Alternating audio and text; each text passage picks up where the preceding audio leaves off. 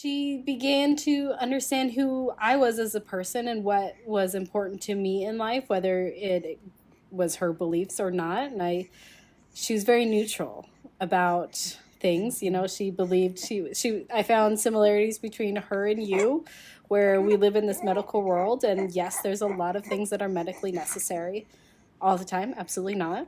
And she lived in the gray area, which I appreciate because I believe that same thing where, yes, medical information is amazing and it saves lives and we've made such advancements, but a lot of things are super normal and we need to let them play out.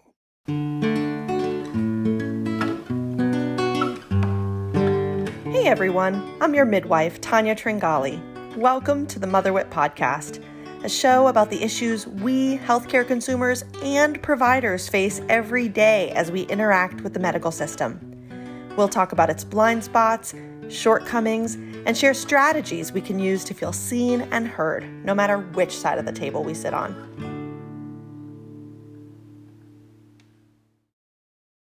It's been a long time since I've done a client story, and that's mainly because I've got a crop of clients right now who have been working with me for a really long time, and their stories are still in process. And so I've just kind of put that off because I don't want to squander the opportunity to get the whole story and share the whole story if they're willing to share when they're ready to share. But today's story is great because it's a client that I started working with during her first pregnancy, during the pandemic. We've stayed in touch over the years, and she has recently had a second baby. And this story is sort of about her journey to midwifery care, towards the type of care that she had always really wanted and had challenges getting. And even once she got it, there were more challenges, but she did such a great job kind of accepting what was. And I'm really proud of her. And I think it's a story that people need to hear because we need to feel like we have the power to make these kinds of changes in our lives and in our healthcare. I hope you appreciate this story with my friend, Sarah. How are you? Congratulations. Thanks. Things have been pretty good. I can't deny the second time around. It's been drastically different than the first. I'm pretty sure it's always that way.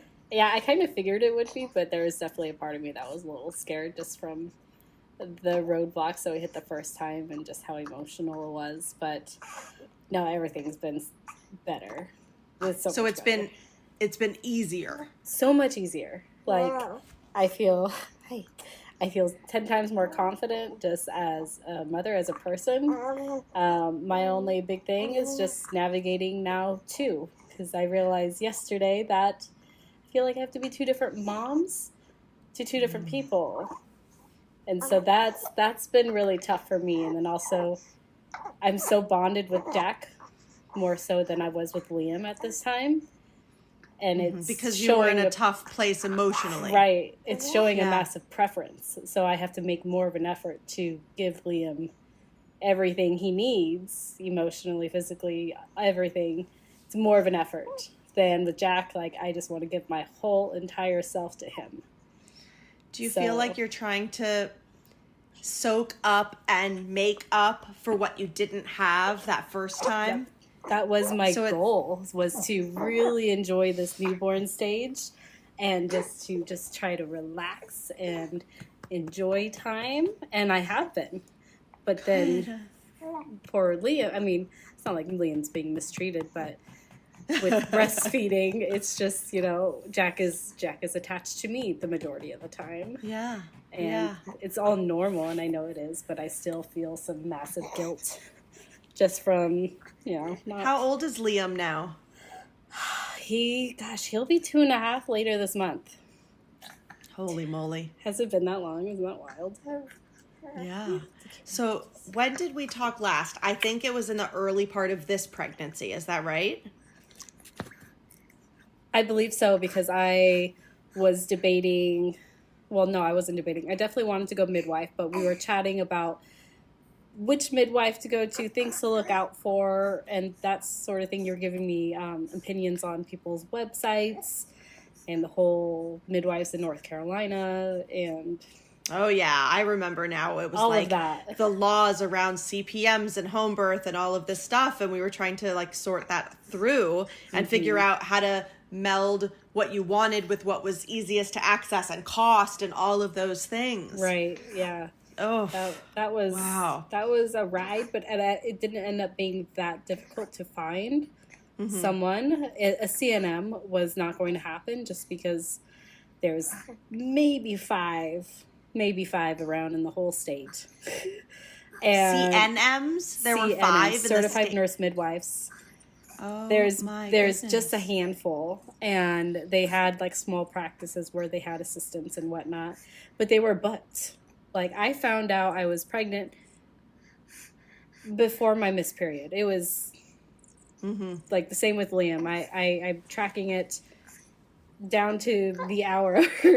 I know when this is happening, so I know when I'm expecting to. So I was testing religiously. So I knew, and I started contacting CNMs that same day. So it's finding somebody was impossible because they were already booked. I feel like they were booked before people were even pregnant. Well, that's the joke in big cities, and I can speak for New York City in particular, but the joke is you better have your home birth midwife like locked down the day you have your first positive pregnancy test or you're missing out, because Exactly. even in a city like New York where there are ballpark 25 home birth midwives, it fills up really quick because, you know, they take a much smaller load than hospital-based midwives or OBs.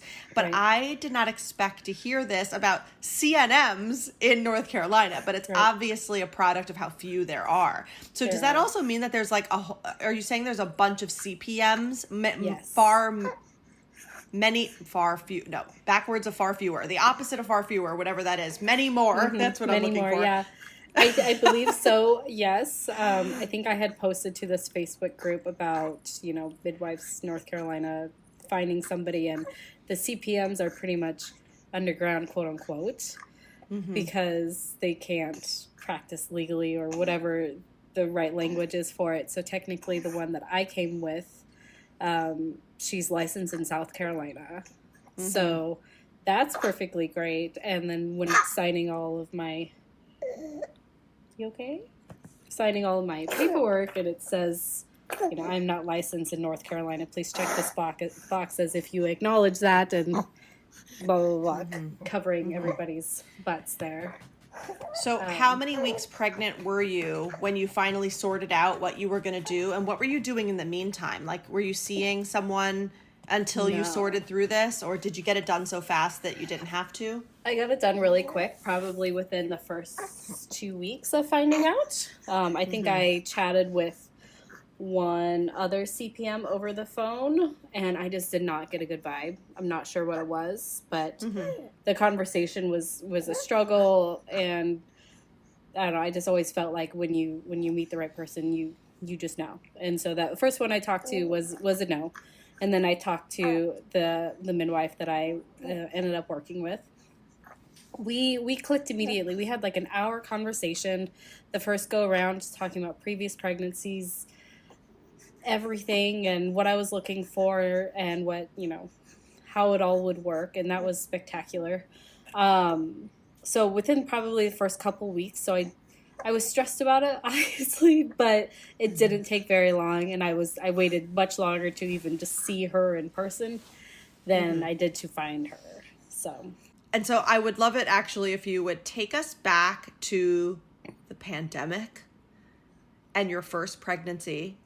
Like, go there if you can handle it. Is that emotionally okay to do? That's fine. I've revisited it a lot, I feel like.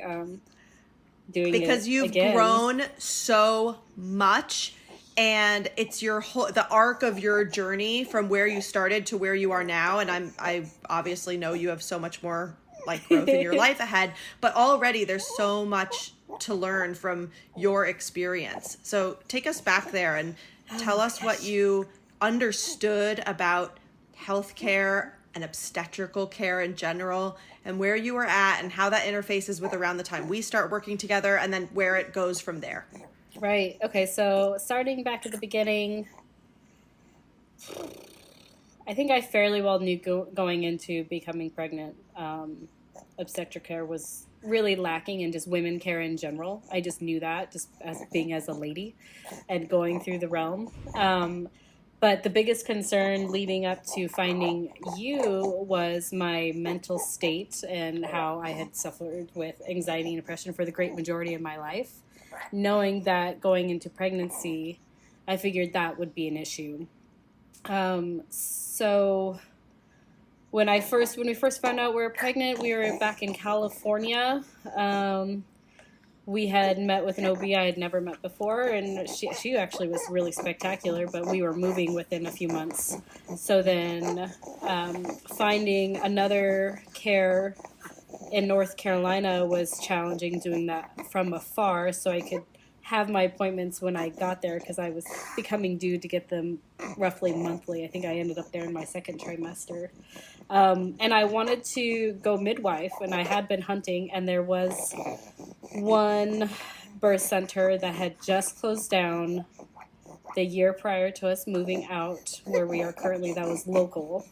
And the other one was so far away that I was concerned that it would be a problem, which we'll get to why that's funny now, later. So that birth center closed down. I couldn't find any midwives other than that, and I didn't really know where to look. I was super, I guess I would say, stunted, and I wasn't really sure where to search. And then I think I ended up finding you through Instagram, through Juna. And during my pregnancy, I mean, it was a fairly normal pregnancy, I would say. I'm pretty sure, yeah, the first pregnancy was pretty normal. I went through a few different OBs, just because the first one that I had chosen to be my OB from moving out from California, it just felt like 5-minute appointments. Let me measure you, comment on how large you are, make you feel really bad about yourself, and you have any questions? Okay, no, bye. So that's what it was the whole time. And yeah, I was having a very normal pregnancy, but a little extra just FaceTime would have been great. So I was not happy, and it was in the last trimester. I think it was actually a few weeks just before Liam was born. I ended up switching providers in the same practice, but to another one. But when switching, when the one provider this is so confusing. The one provider I was seeing, she delivered all of her patients' babies herself. She did not share patients with the rest of the practice. She was the only one that did that. So that was appealing to me initially. And so when switching, I knew that would come with, yes, I'm seeing an OB in the office regularly, but that means whomever's showing up at my birth is not probably going to be that person. So I went in at one point, met a different OB. I really liked her. She spent probably a good 10 extra minutes with me, and that made me feel really great. And we chatted. So I decided just to switch, and I felt more comfortable, and that was enough for me. And then I think I went in at 37 and 6 days, yeah, because Liam was born at 38. 37 and 6, and I think I was like a centimeter dilated, and she was just like, I doubt this is going to happen anytime soon. And then my water broke the next morning around like 3:45 a.m. I broke in bed, and then I just continued to stand in the bathtub as I was texting you and calling the on-call number. And they just said, yeah, you should probably come in, but don't rush, but don't wait too long. I'm like, well, that's vague. So I took a shower, got ready. My husband was in full-blown panic, even though I felt like he was more prepared than most people, but he was in absolute panic. And he didn't let me do anything, even though I was like, I had no contractions. It was just the water breaking. I was nervous, but I felt frozen at the time. And he's like, make sure you eat something. And I'm like, how you're supposed to eat right now? I don't know. I know I'm supposed to, but I had zero appetite. I wish I had eaten, but that's how it is.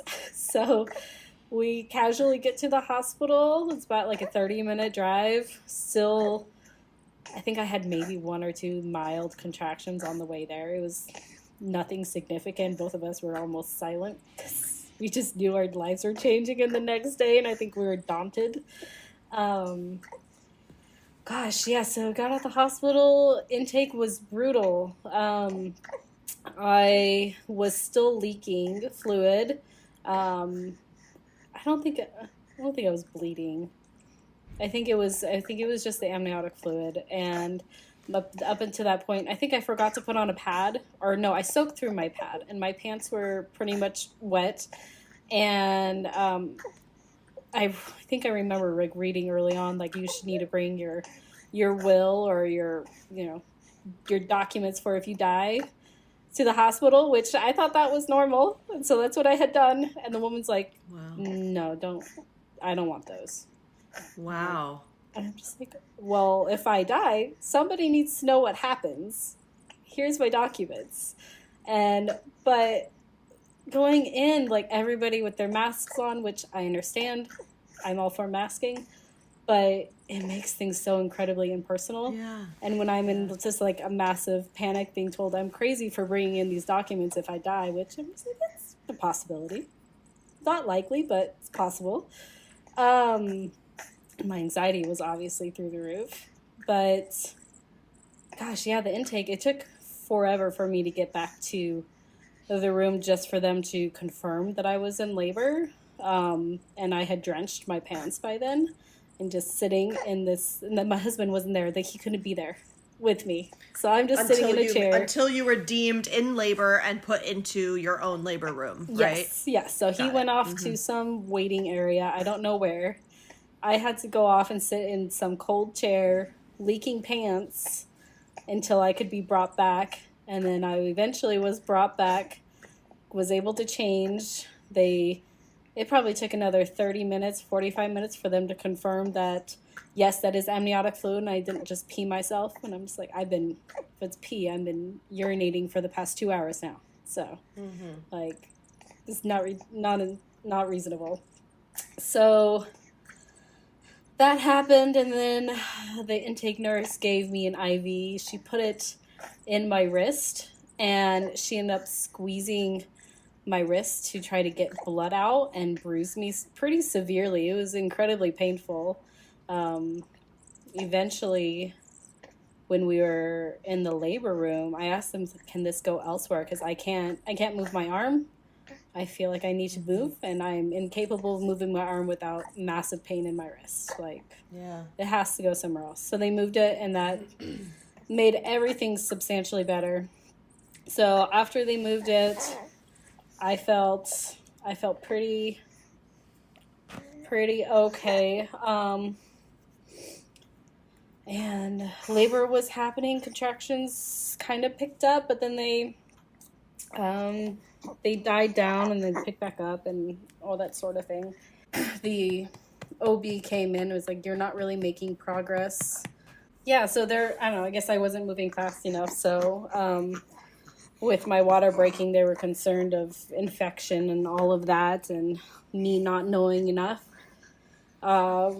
Consented to Pitocin, which really kicked up my contractions. Those were so much more painful. And then I ended up getting an epidural, which was not what I wanted, but that was serious pain. So now going through it twice, Pitocin contractions are substantially worse. I know that now.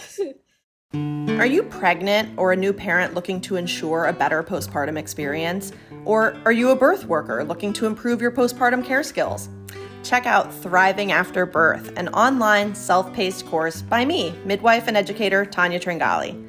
It's 10.5 hours of video content featuring experts in lactation, mental health, pelvic floor health, pediatric sleep issues. You also get worksheets and a workbook, as well as options to have a one-on-one session with me. Sign up at motherwitmaternity.com/thriving, and let's improve postpartum care together. Well, you know what? The only thing I will say about Pitocin is, and Pitocin gets a bad rap, and it deserves it most of the time, but I always have this other thought going through my mind.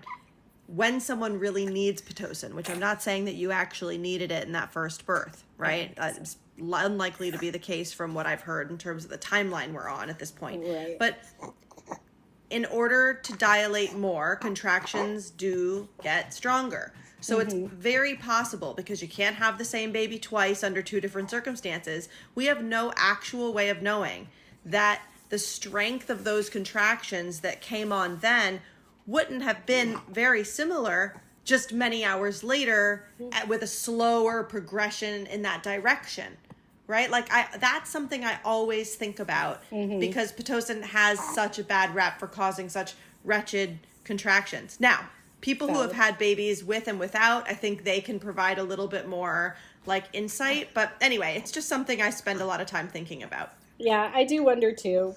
But I'm pretty sold on the fact that Pitocin. Yeah, you've had it. I've never had Pitocin, so I have no basis for saying this. And when I give people Pitocin, I do it very, very slowly, like slower than most people, because I feel like I see this experience where if people can adjust to each little incremental change and intensity, then they cope better. It's when like we give so much Pitocin, we're upping it so fast, we don't know when it's really going to kick in, and then all of a sudden you go from not feeling much to feeling everything, and you never make that transition smoothly. So that's another theory I have about what's going on with the experience of Pitocin. Yeah, that's a good point. Anyway, I digress. Go on. Let's see. So I ended up getting an epidural.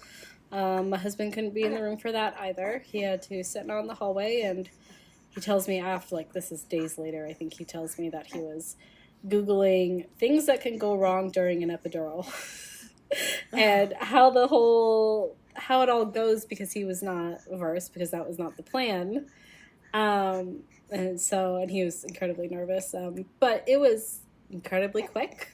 I had just a couple contractions through it. It wasn't a big deal.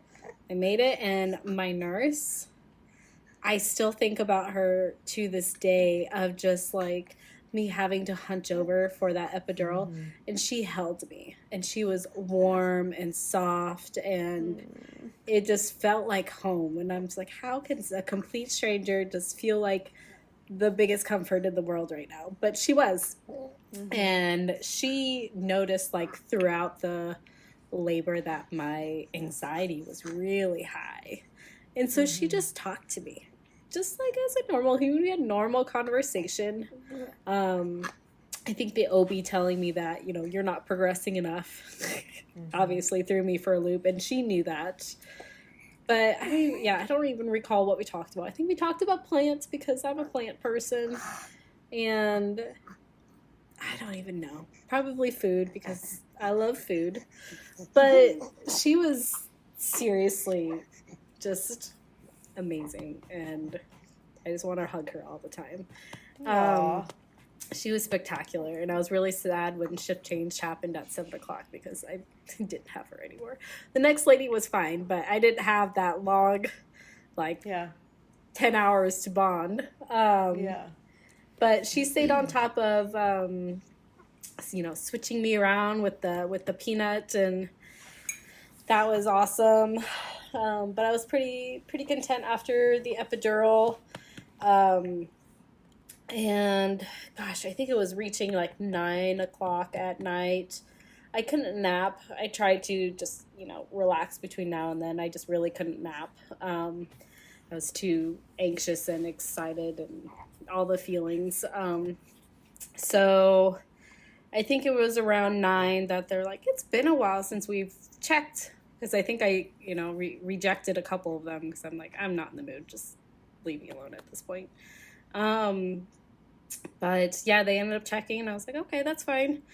And his head was just about coming out, and nobody knew.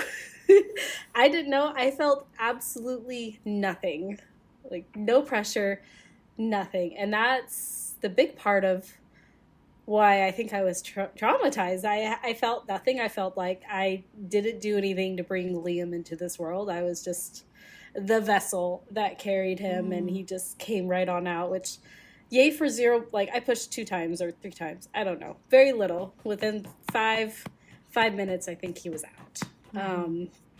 And yeah, he came out. I tore, I think I had a second degree tear. That was not fun, but I didn't feel it. And yeah, I mean, he just was born and they put him on my chest, and I remember looking at Kurt, and he had his mask on. I didn't have one on, but he had his as, policy. But I was so disturbed because I couldn't see the expression on his face. And I couldn't read his face, and it just felt so impersonal. And with the one person that this should be life-changing with, that was tough. So just, I mean, poor Liam's birth was so tainted with so many and things. It feels like one thing compounded another, right? Like, I think you were so stunned to have found yourself not just fully dilated, but like the baby's head literally on your perineum, ready to come out. Right. And you were so shocked by that, and you had your own unique response to that. Somebody else may have just counted their blessings and said, wonderful, I don't need to think about it anymore. But that's not how it affected you. And I think this is a really important point to drive home for people, is that trauma is in the eye of the beholder. Right. It's in the body of the person who experiences it. And one person can say, that sounds like a win to me. And the other person is saying, what the F? I don't understand how this just happened, and I'm completely freaked out by it. And you were not an active participant in that, and that really bothered you. And so you went from that shock to looking at your husband and not being able to read his expression. And I think all of that just wound itself up into your existing anxiety. Right. And then it kind of sent you plummeting down into a bit of a depression, right? Yeah, I didn't recover from it. I feel like it was months. It took medication to recover from it because it just got worse. Yeah. And then postpartum hit like a stack of boulders, but I mean, you were there and you helped directed us through the majority of it, and that made all the difference in the world. Like, both my husband and I can't grasp how that time would have been without you, and how much worse off we would have been. And obviously we would have survived, but those few months would have been the worst period of our life. It was hard. It was hard for me because you were in a lot of pain. Yeah. And your husband was in pain, and he was afraid. And I think none of us really knew for sure whether what we were doing to try to pull you out of it and help pull you through it was right. It's a lot of trial and error sometimes. Yeah. But I have a vague memory. It's getting to be obviously a long time ago now. We're talking, 2.5 years ago, as you say. I kind of remember that you texted or called me out of the blue, and I want to say I was on another podcast and talked to another client about, it was Liesl Teen, right? Is that what it was? Was it Liesl Teen from Mommy Labor Nurse? And she was talking through her postpartum experience, and we started talking about how medication changed her life. Yeah. And you texted me out of the blue and said, I think I'm ready for medication. Yep. And then that's really where your Things started upward to turn trajectory, around. yeah. I think that was around 4 months postpartum or so. I definitely wish I had started sooner, but I know I was holding out, thinking I can make it, but So do you mind my asking, did you stay on medication? Were you on medication through this pregnancy? Like, where are you at with medication? I did stop after Liam. I think it was a year after Liam. Okay. And I wanted to see how things go. So it was before we were even trying. But I ended up getting back on medication the last trimester of this pregnancy, of the second pregnancy, Jack. And that was, I was noticing a lot of familiar feelings and thoughts, even though my life was completely different. But the sheer amount of anxiety that I was feeling just about everything, and I couldn't relax and calm down, and I felt like normal, strange little habits of mine were starting to creep up and becoming, obsessions. And I figured it's time. I'm not going to be a proud person. I'm just going to get on the medication, and because my goal was to enjoy the newborn period. And if I knew if I was not on the medication, I would just be spiraling and going through all that all over again. So what was the purpose? So I got on a different one. I was on Zoloft the first go around, and I am on Celexa this time, which I've noticed has less side effects than Zoloft had for me. And Celexa was the first antidepressant I was on in my early 20s. So I figured if we're going to try something different, that seemed to make the most sense, because that one seemed to agree with me the most. And do you attribute your ability to enjoy this time mostly to the medicine, mostly to your birth experience, which I want to hear about here in a moment? What do you think are the factors involved in why you're having a much nicer, easier transition? Yeah, I think it's a bit of both. Look at you. So I think just my OB care, I didn't have OB care. I had midwife care the whole pregnancy, and that was amazing. And it was about an hour drive, hour 20, I think, to get to her. So it was a trip each time. And that became more difficult as the pregnancy went on, because I was so sleepy. I was so tired. I'd have to pull over and take a nap on the side of the road to be able to drive back home. Yeah, I had zero energy. I just needed to nap all the time. So yeah, I mean, that level of care made all the difference in the world. She is spectacular. Tell us a little bit give us a few examples, really show people who don't get it yet what the difference is. She began to understand who I was as a person and what was important to me in life, whether it was her beliefs or not. And she was very neutral about things. She believed I found similarities between her and you, where we live in this medical world, and yes, there's a lot of things that are medically necessary all the time. Absolutely not. And she lived in the gray area, which I appreciate, because I believe that same thing, where yes, medical information is amazing and it saves lives, and we've made such advancements, but a lot of things are super normal, and we need to let them play out. So that's where she stood, and she explained that to me. She just got to know, she would talk to me about just normal life, and she asked me about my relationship with with my mother, and kind of understood how that plays into the mother that I am and what I want to be. And she got to know my husband. She didn't see him very often, because my husband doesn't get much time off from work. So that was unfortunate, but that's a different conversation. I got to go down to her house. She left the door open. You just walked right in, and you'd go to this other room. You sit down on a couch, and she'd sit in a chair. You just would talk for an hour, and you bring up any concerns you might have. Other than that, you just might be talking about something funny, a movie you're watching lately, literally anything, for an hour. And sometimes it went long, sometimes it didn't go as long. It just, whatever you needed was totally perfectly fine. And you'd lay down on the couch and you would listen to the baby with the Doppler. Nobody touched my vagina for,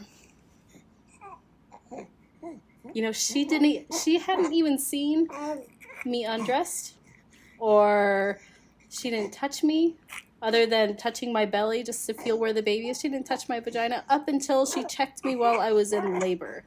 After asking me, is this okay? Even before touching my belly, she'd like warm up her hands and she'd look at me. She's like, is this okay? Are you ready? Can I touch you now? And I'm just like, well, my shirt is up, so yes, but that's normal. That's normal to ask somebody, can I touch you first? So that's consent. amazing. Yes. You are talking about the importance of consent. Right. So I think people really undervalue the importance of the relationship that is built between midwives and their clients, because it's very hard to have an objective outcome as it relates to that. Mm-hmm. We just simply know that midwives do good work and have, all in all, very, very good outcomes. And we see this in every country that has midwives, but we can't always quantify the reasons why, because they can be so elusive. And some of it is in the relationship building. And when you talk about her being neutral, I think what you're also talking about there is what we like to call shared decision making. So, I always tell people, if I'm going to share a bias with you, which I won't do often, but if I'm going to share it with you, I will be explicit about it. This is a personal bias of mine. Mm-hmm. And really, one of my only big biases is that I wish that we favored midwives over OBs for normal, healthy births. That's really where it's at. And now you're talking about consent. And that consent process has to be so explicit. Yeah. So it makes me actually wonder something else when you say she didn't even check you until you were in labor. I'm wondering if you had a GBS culture done, if you did it yourself. I did it myself. You did it yourself. I knew you were going to say that. I did it myself, and even my glucose testing, because she knew I lived so far away and just how inconvenient fasting, getting Liam to daycare, all of that would be. She lent me a little diabetic meter, glucose meter. She lent me one of those. I just had to get some strips for it. I drank a naked juice at home in the correct timing, took pictures of my readings and just texted it to her. She's like, that looks great. That's it.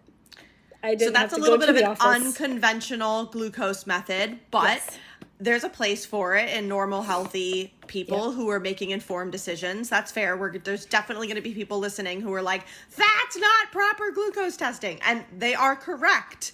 But again, full shared decision making happening here. Right. In my circumstance, it made the most sense. Yeah. And we knew that was not going to be an issue. And yeah, that's what it is. Yeah. And I anyone who knows me and has listened a bit knows that I have lots of thoughts about how we diagnose and treat diabetes. And so there is value in actually doing finger sticks and figuring out where you're at in real time, because all of these numbers have different meanings. Right. And I tend to think that we do things a little too late. So this is kind of an interesting strategy. And I would love to see some data on all the different ways that we can do this, but that data is not very good right now. No, so anyway, so tell us a little bit about what happened. So I am noting and reminding myself that you had your first baby at the early end of what we consider full term, which is slightly unusual in and of itself, given that most babies are born between 39 and 41 weeks. Right. So you were already an outlier. So what happened with the second baby? We were suspecting him to be early just because of my first birth and how things tend to be similar in some ways. But my midwife was so insistent, saying, do not get your hopes up. This could go to 42. You have no idea. And that's it's perfectly okay. Just don't get excited. And I'm just like, I'm not really excited, but I have a feeling. I just have a feeling. He's going to be early, whether it's as early, I don't know. But I was prepared. I was going to stop work at 37 weeks. That was when I had it scheduled. At 32 or 33 weeks, it was our anniversary. We went out. My best friend was babysitting. we went out to teppanyaki and to the movies afterwards. During teppanyaki, I ate. It was delicious, but those Braxton Hicks were really kicking my butt. Like, at this point, I had been having a ton of Braxton Hicks throughout the last trimester, just like the first one. I was like, it's perfectly normal. It's whatever. But they were starting to come at irregular intervals and freaking me out a little bit. But I'm just like, you know, they're not painful. They're just uncomfortable. So I'm like, that's fine. We finish eating. I waddle out of there because, I mean, I know you're technically larger the second time around, but man, there was it was so uncomfortable to move. My stomach could not stretch anymore, and I was only 32, 33 weeks at that time. I was so uncomfortable. But we went to the movies, and we got 45 minutes into the movies, and through that whole time, I was having legitimate contractions. These were getting painful. I was timing them. They're lasting 30, 45 seconds, almost every 3 minutes. And I was just like, there's a problem here. And so I start texting her, and I'm super thankful she texted back really quickly. She's like, this doesn't sound good. You should go home, get into the bath, and try to calm down. Like, let's get this to slow down. So I had left the theater and told my husband, I'm just going to go to the bathroom, see if this helps, and switch positions, do all of that. And that just made it worse. So we came home. I hopped in the tub, drank, what are those? The like liquid IV drinks. I chugged a thing of that. I got in the tub and tried to just unwind and told my friend, thanks for watching, but we might be calling you in a couple hours in case we have to go to the hospital because this is way too early. This is a problem. So she's like, my phone will be on loud. I'll be back here if I need to. It's fine. Keep me posted. I think it was a good 2 hours later before things calmed down. And my midwife, she's like, you should probably go in and see if there's any dilation happening with these. And I was just like, you know, I really don't want to. I just really didn't. I don't know what it was, but I didn't. I had zero interest in going, and I think part of me was just terrified of, you know, what I would go through the second time around if I went in. And I don't know, something in me was just like, no, don't do it. So things did calm down. She even suggested I drink some wine to try to relax my uterus. And I was like...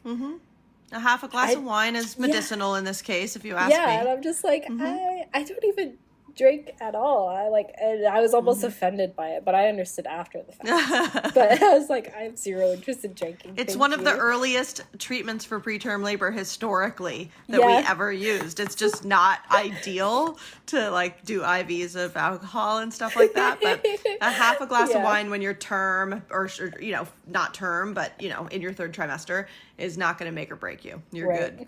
Yeah, I was offended though, but I know it's fine. Did you know that less than 15% of people meet guidelines for recommended amounts of physical activity during pregnancy? As healthcare providers, it is our duty to promote health and wellness throughout the lifespan, and the perinatal period is all too often overlooked.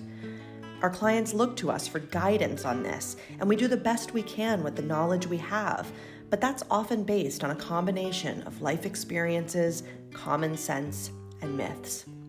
My new course, Exercise in the Perinatal Period for Healthcare Providers, is designed for providers who are motivated to improve their ability to support their clients in getting or staying active throughout the perinatal period, including their postpartum return to fitness. Click the link in the show notes to learn more. Yeah, so I didn't drink, but once things calmed down, they turned more into Braxton Hicks again. Just lots of tightening, less contracting. And I got in bed and I slept and everything was fine. So they petered away. So it was like, what, like a 12-hour like total thing or less? It was probably 5 or 6 hours total. Yeah. And you never saw any bleeding or mucusy show or anything like that? Nope, okay. I didn't have any of that. I lost my And clearly you stayed pregnant for 3 or 4 more weeks, right? So, yes. I mean, so it was you were time. right, But you did all the proactive things, and if it had persisted, I'm assuming you would have gone in at some I point, was getting right? very close Yeah. to going in. Yeah. I was getting Okay. very close, but I had zero interest in doing it. But I was like, Yeah. I'm like, hold Well, I think strong. deep down you knew that you would be poked and prodded and treated like a science experiment, and you probably would have ended up on some medications to try to stop it with an IV and all of these things, and at least an overnight. And you saw the writing on the wall. Yeah. And you were like, I'm not going there unless I feel certain that this is the real deal. When it felt dire, I was absolutely going to. Yeah. Right. But no. Let's see. So I lost my mucus plug 36 weeks. Not the biggest deal, but notable.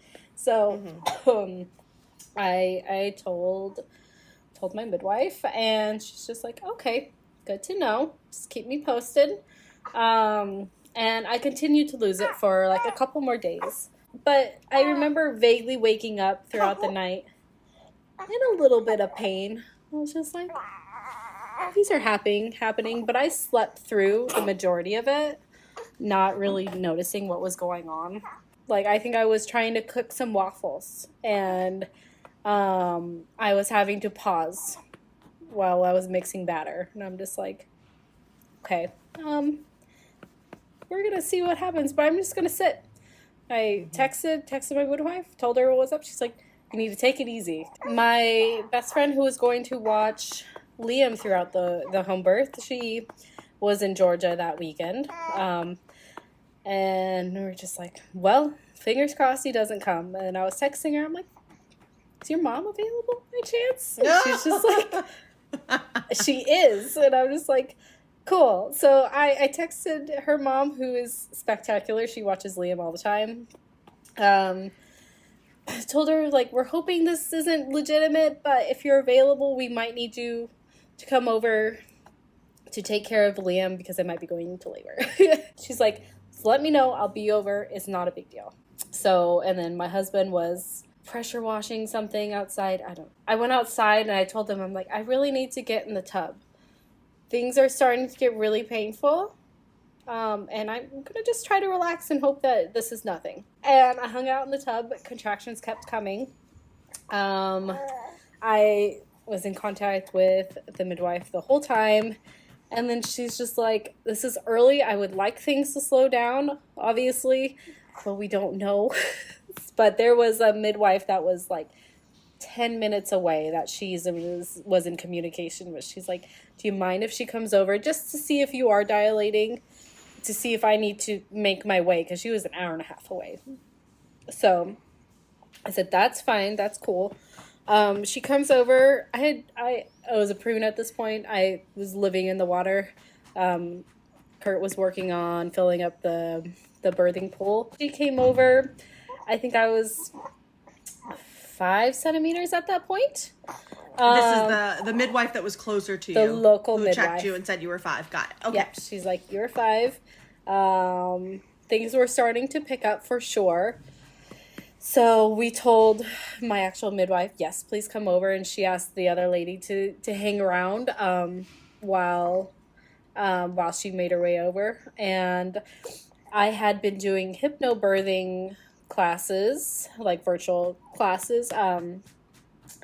And honestly, I'm guessing that was it, because yes, things were painful, but it was so manageable.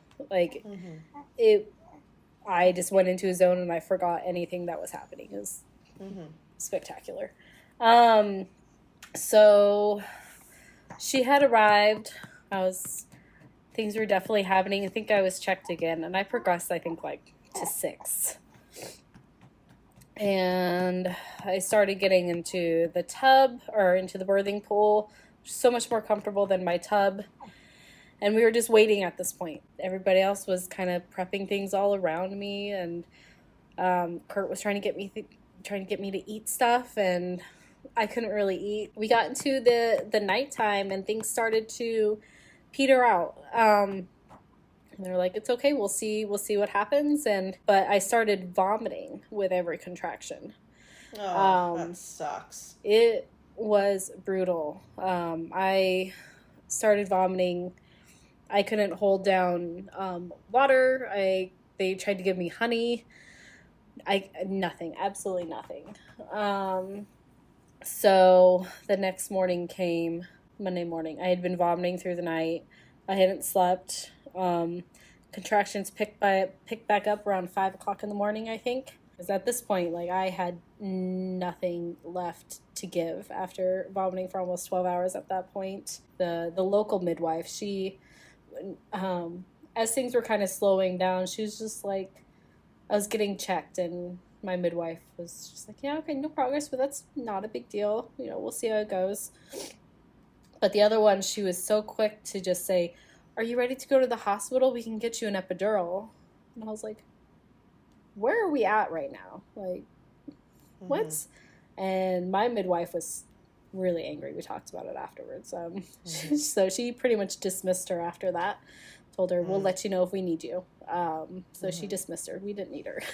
So, but the next morning, we're figuring out what to do. I was depleted, and I was thinking to myself, like, I can't go through another day continuing to vomit and having to push a baby out also. Like, how is that physically possible? So we decided to, or I guess I decided to go to the hospital, because I was just like, I reached the point. Like, I have no clue how much longer this is going to take. So we're going to go to the hospital, and I'll probably get an epidural because I want to this time, because I'm there. Why not?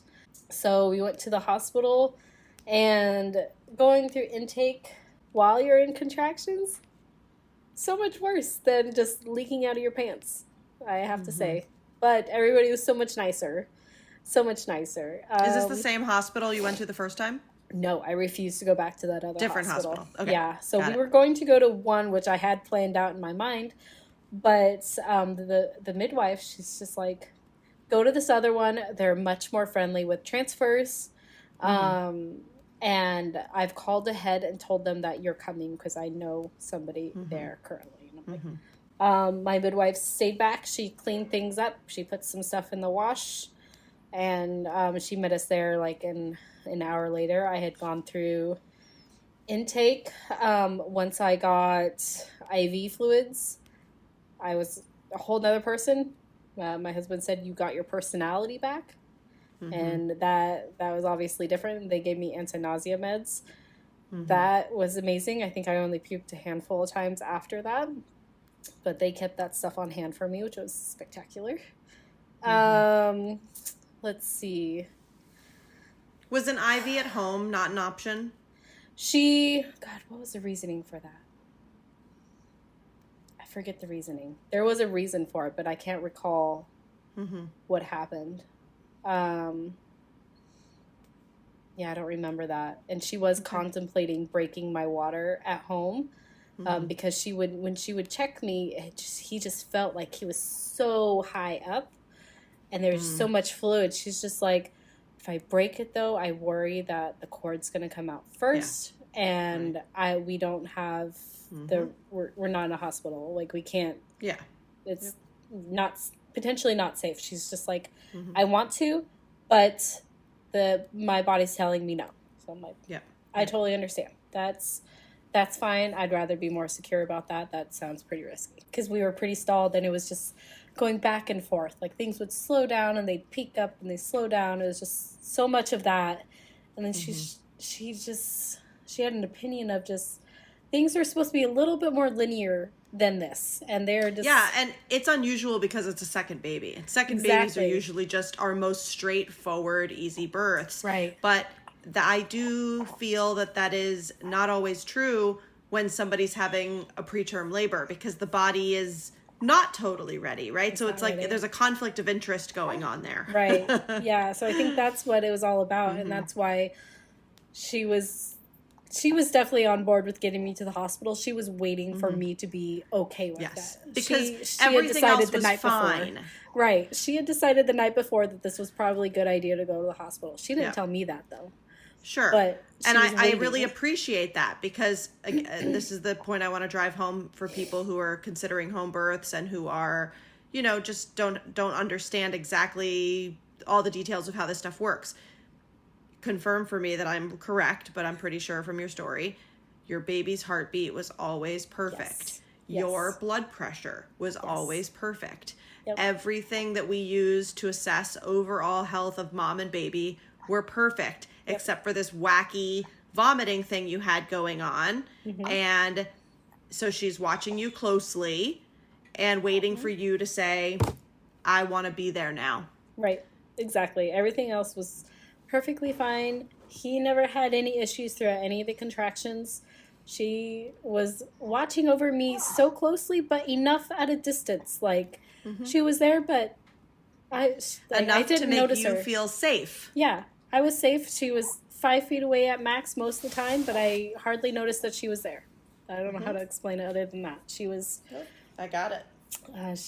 Amazing. The staff was amazing at the hospital. They were... I had a team of midwives and nurses. I didn't have any OBs. The doctor that I saw was the anesthesiologist only. So wait, you got certified nurse midwives now caring for you at the hospital? The ones that you couldn't get into care with at the beginning of all of this? Not they weren't available for home births, but they were available for hospital births. Yes. So I had CNMs now.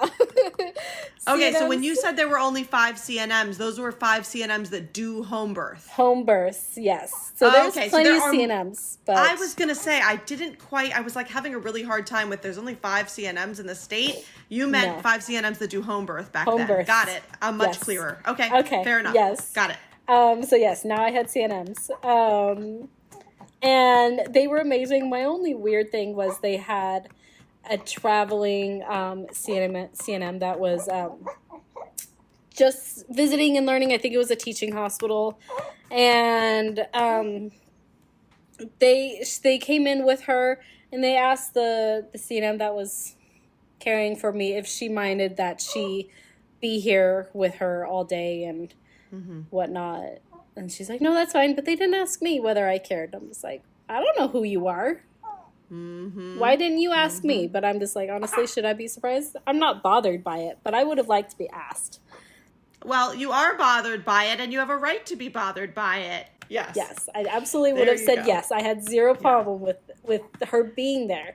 But the consideration to ask me of her being around for my birth, that was rude. And I kind of wish I had spoken up, but this was like during intake before I had any IV or meds, so I was not there at the time. I was trying to exist. And this is related to consent.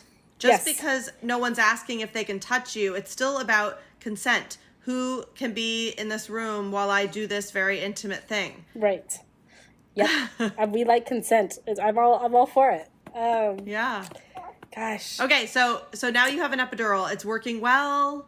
Epidural works really well. I think I had to up it once because at one point I felt it was on one side where I was starting to feel some actual pain. I was like, I know I'm not supposed to feel this. So I pushed the button to up it. And after that, everything was fine. Did you get any sleep this time?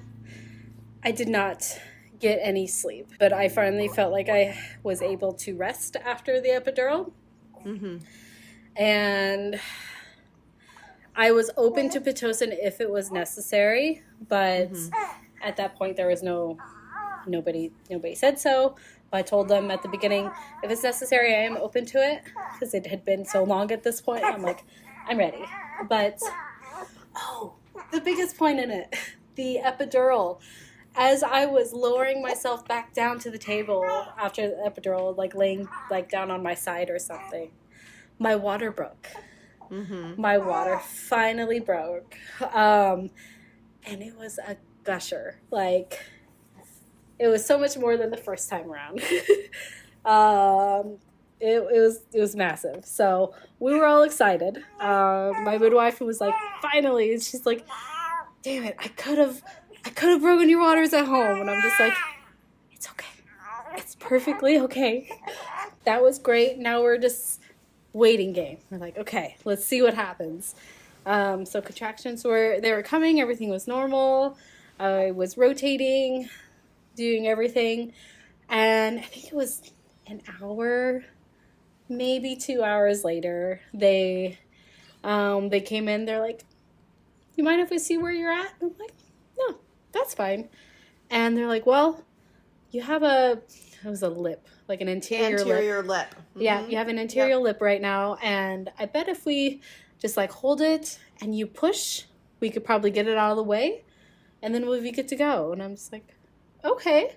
So that's what we did. It got out of the way, the cervix got out of the way, and they're like, okay, it's time. And it didn't click in my mind that that's what all that was needed, that it was time to push after, like right then. I was just like, wait, what? Now? This is happening now? I'm not ready. Like, I had a little freak out moment. I was not ready. I don't know why I was not ready. It just seemed to jump up on me really quick, just like last time. And I was like, how can I not feel anything? That was the biggest concern that I kept telling everybody. Like, I want to be able to feel something. Like, I felt nothing again. And I was so annoyed. I'm just like, but it's okay though. Like, we're ready. And then I ended up getting a mirror to see, which game changer, absolute game changer. Because I remember the first time, like, when they said push, I pushed like there was no tomorrow. And I didn't this time. I took normal pushes. I pushed, gosh, we have a whole video of it. I think I pushed for maybe a total of 4 minutes. And he came right on out. And like the midwife that was delivering, she stood back. She had her hands just in front of her body, just hanging out there, saying words of encouragement. She didn't touch me. She didn't touch me at all. She just let me do my thing. She's like, that's great. Okay, the contraction is over. You can relax right now. And I was like, this is incredible. And then the moment he was about to come, she told the midwife, because my midwife was there as a doula, because she couldn't be there in her full capacity. Yeah. They all knew. But we did talk about the elephant in the room. She was recording, and then they told her, we don't actually allow recordings of the birth. And she's just like, what? And then, like, look on my face is like, excuse me? So she's like, well, can I do still shots? And then she asked, like, Kurt, she's like, well, what do you guys want? You want me to do it of, like, her face or still shots? And Kurt said still shots. But I knew I had the live photo setting on my phone for all of my pictures. Because Apple and their live photos. I was like, I'm going to stitch this together and get my own video. You don't worry about it. It's going to be fine. So she was just taking a bajillion photos. It's perfect. And I was watching in the mirror.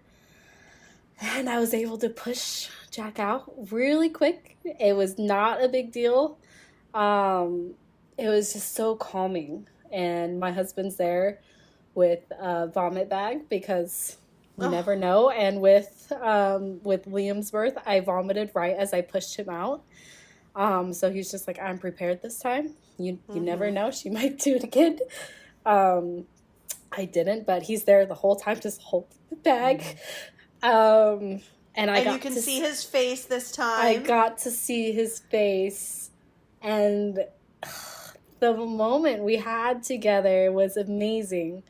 This whole birth was, I mean, it didn't go to plan. It was not at home, but it was amazing. I wouldn't have it any other way other than maybe not the vomiting, but I mean, I feel like if it wasn't for the vomiting, I would have done it at home and it all would have been fine. Yeah. But that's whatever at this point. So he came out. I didn't really tear. There was like a slight little tearing, but when he came out was floodgates. Absolute floodgates. So even after my water broke, it was entire floodgates. Like I have a recording of it, and it sounds like a river. Like it legitimately sounds like an absolute river. And so everybody's like, what? Freaking out over it. And it splashes everybody. And honestly, watching the recording of it is the most spectacular thing I've ever seen. I think it's so sounds cool. like you had what I would call a touch of the polyhydramnios, like just a little bit too much water. Too much and that water. explains the massive gush at the beginning, the Yep. baby staying high until really Yep. long into the labor, and then having this massive gush after. Clearly a non-event, not a big deal, but like if you were in a regular OB practice that was utilizing lots of sonogram, they probably would have told you that you had what's called polyhydramnios, and then you probably would have felt like a science project, yada, yada, yada, all the things. Better to not know in your case. I never had a word for it until now. So there you go. That's your word. Appreciate it. I remember going into just like ultrasounds, just those, little sonograms on the side that you can get just to see baby. Because I did those, and they're like, wow, you must be really hydrated. I'm just like, well, I mean, you're not wrong. They said something. Yeah, and I didn't think anything of it because I made sure I was hydrated. Go to this. They said to be hydrated, so I was hydrated. Yeah. And I didn't think anything of it. So I was like, yeah, that's true. Yeah. But yeah, so that's what was holding everything up, was all the fluids. He was swimming in his little jacuzzi, having a good time. Yeah. And let's see, we had the hour, and then I feel like even more than an hour afterwards of him just on my chest. We were just hanging out. Everything's fine. They did reach up inside my uterus to get out clots and everything just to make sure, because they were worried about the sheer amount of, because I ended up bleeding a lot. They gave me Pitocin in my leg. There was a fair amount of bleeding that cleared up pretty quickly. They weren't worried. That happens a little bit more often with polyhydramnios because your uterus is a little over distended.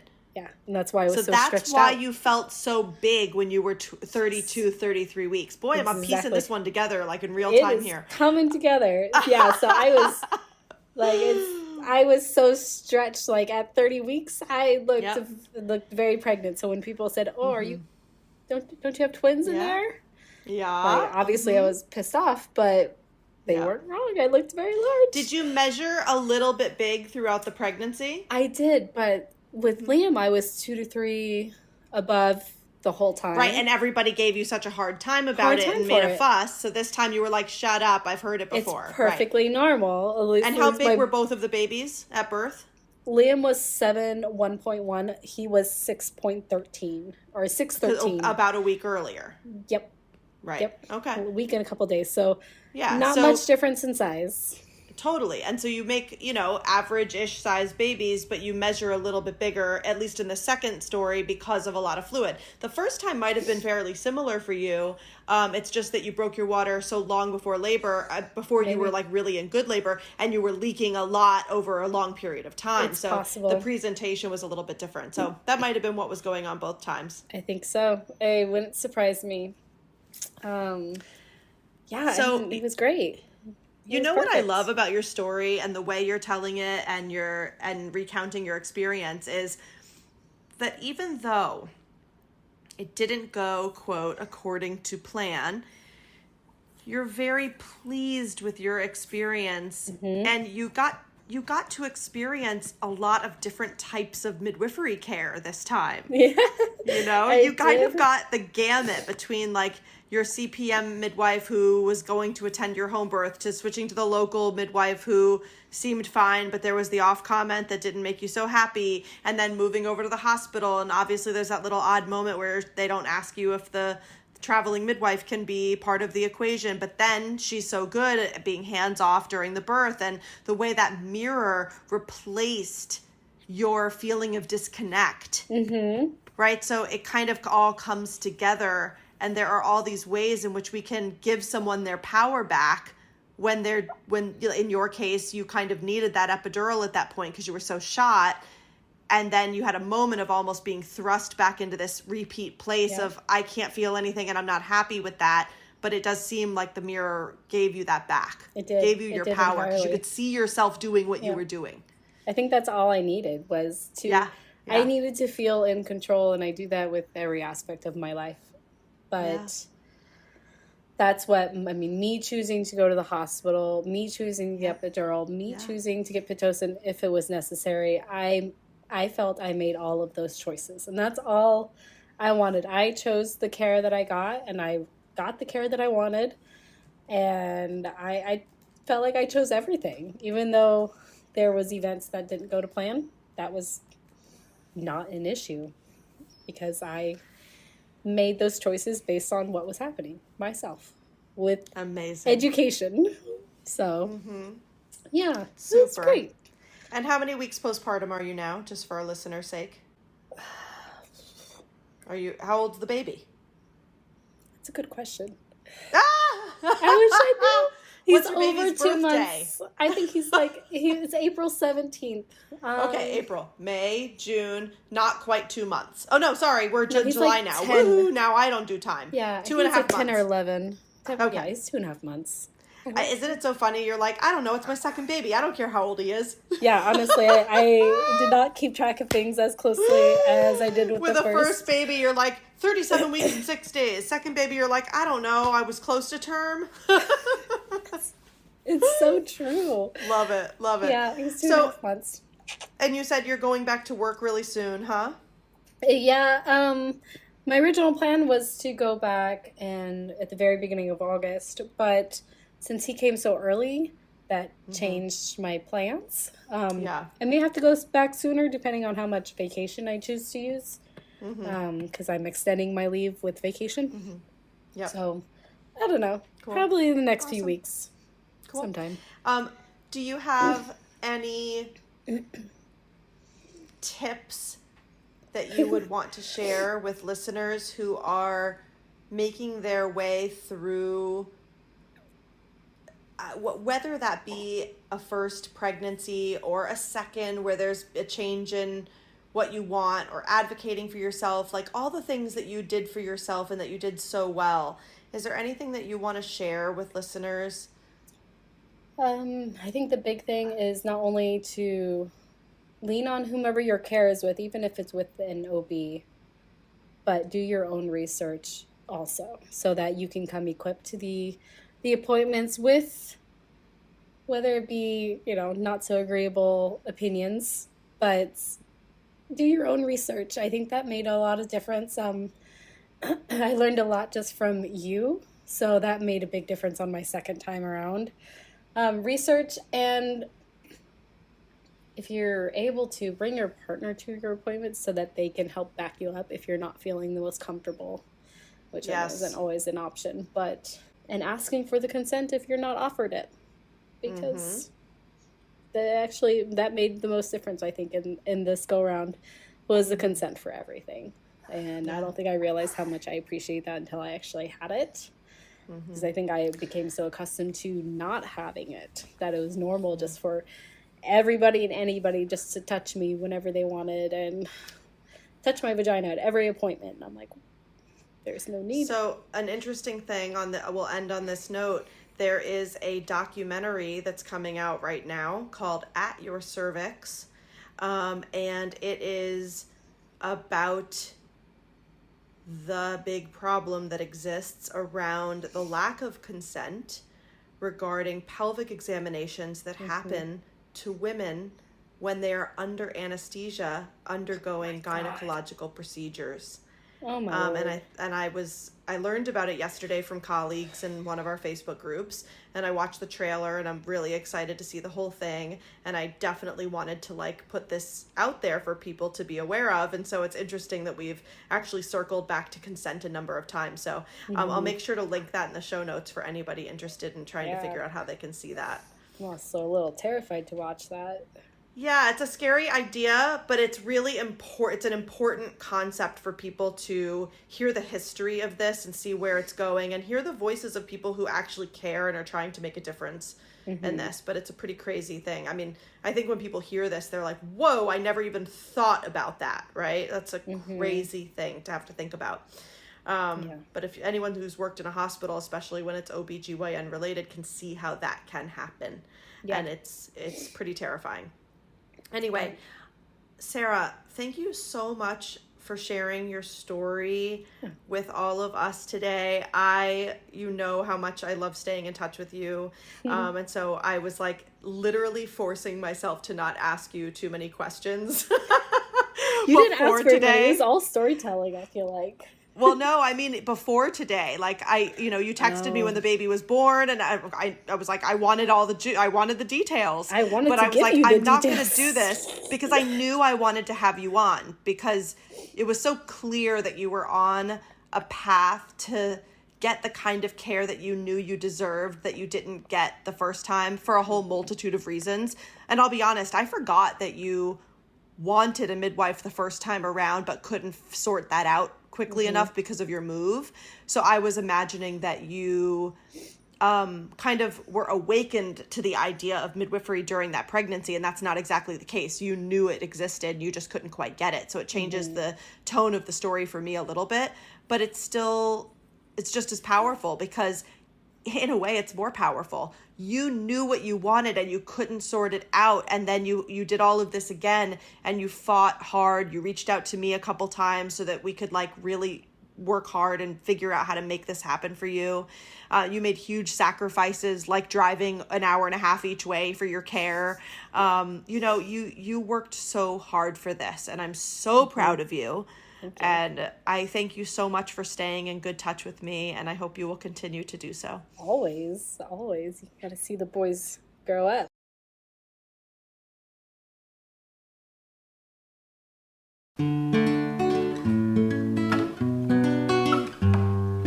Thank you for listening to the Mother Wit podcast.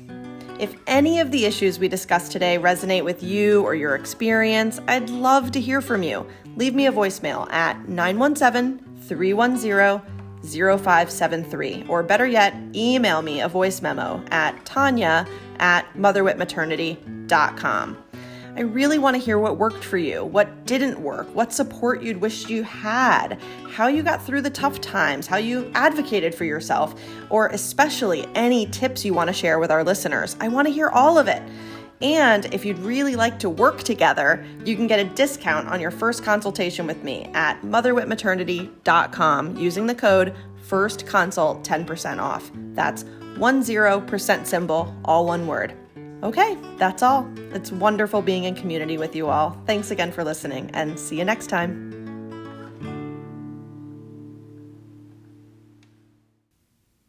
And remember, listeners, nothing we discuss on this show should ever be considered medical advice. Please speak to your local provider about anything that comes up in this show that resonates with you and your needs and your health care.